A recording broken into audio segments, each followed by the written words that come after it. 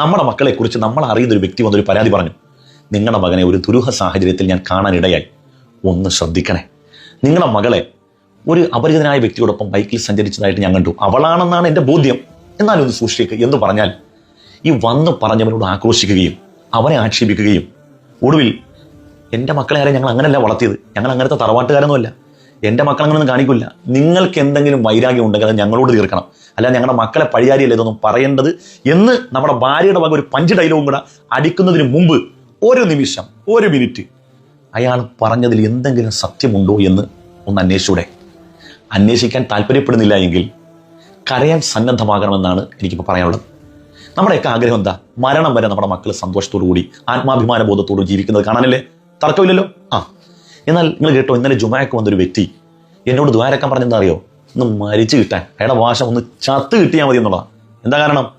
സ്വന്തം വാപ്പ വാട്സപ്പിൽ വന്ന ഒരു ചിത്രം അതിങ്ങനെ ഡൗൺലോഡ് ചെയ്തപ്പം മകടെ ഒരു വേണ്ടാത്ത ഫോട്ടോ ആണ്.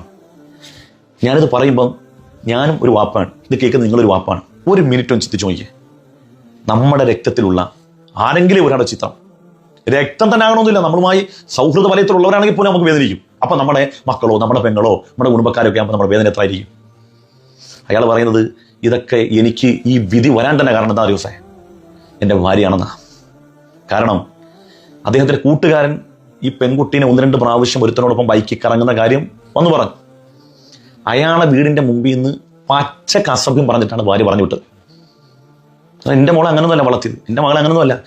അവസാനം ഒടുവിൽ എന്താ, ഇവള് ഫോൺ ചെയ്യുന്നതും ഇവള് കറങ്ങാൻ പോകുന്നതൊക്കെ ഉമ്മാക്ക് അറിയാവുന്ന ആ പച്ചയായ നഗ്ന യാഥാർത്ഥ്യം പുറത്തു വന്നു. ഈ പലരും പറയാറുണ്ട് എന്നോട്, ഈ കൗൺസിൽ ചെയ്യുന്ന ആളുകൾ, ഈ പെൺകുട്ടികൾ ഉമ്മമാരറിയാതെ ഒരിക്കലും ഒരു കുടുക്കിലും പോയി വീഴത്തില്ല എന്ന് ഈ കൗൺസിൽ ചെയ്യുന്ന ആളുകൾ പറയും. അത് നല്ലൊരു ശതമാനം ഉമ്മമാർക്ക് ഇതൊക്കെ അറിയാം. അവരിങ്ങനെ മൗനിയായിട്ടിരിക്കുന്നു. മാത്രമല്ല, പെൺകുട്ടി സംസാരിക്കുന്ന ആരുമായിട്ടാണോ ഉമ്മാനെ കൊടുക്കാന്ന് പറയുമ്പോൾ ഉമ്മായി സംസാരിക്കും. ഒരു പരിചയമില്ലാത്തൊരു വ്യക്തിയായിട്ട് സ്വന്തം മോള് ഫോണിൽ സംസാരിക്കുമ്പോൾ ഉമ്മായി മേടിച്ച് കലൂ കലൂ കലൂ എന്ന് ഉമ്മായി സംസാരിക്കും, പുന്നാരം. അവസാനം ഇപ്പം എന്ത് സംഭവിച്ചു?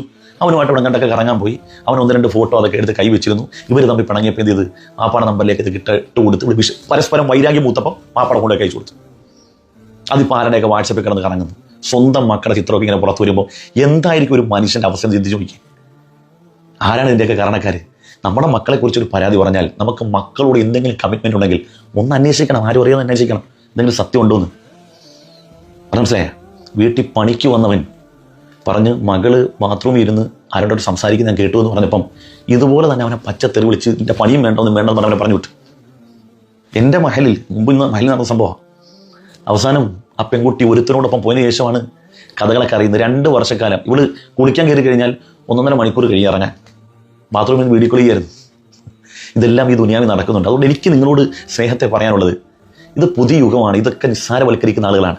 നമ്മുടെ മക്കൾ ഒരു മുഴം കയറിൽ തൂങ്ങിയതിന് ശേഷം, അല്ലെങ്കിൽ അവർ ചതിക്കപ്പെട്ട് ഇനി ജീവിതം വേണ്ട എന്ന രൂപത്തിൽ അവർ സ്വയം ആത്മഹത്യക്ക് വിധേയപ്പെടുന്നതിന് മുമ്പ് അവർ ആത്മാഭിമാന ബോധത്തോട് ജീവിക്കാനുള്ള അവസരം നമ്മൾ ഉണ്ടാക്കണം. ഞാൻ അവർക്ക് എല്ലാ തരത്തിലുള്ള വിജ്ഞാനവും നൽകിയിട്ടുണ്ട്. അവരെങ്ങനെയൊക്കെ ചെയ്തതിന് ഞാൻ കുറ്റക്കാരില്ല എന്ന് പറയണ്ട. അള്ളാഹിനെ കണ്ടുമുട്ടുന്ന ദിവസം ഒരുത്തൻ ഏറ്റവും കൂടുതൽ പഴി കേൾക്കേണ്ടി വരുന്നത് ഇതിനറിയോ?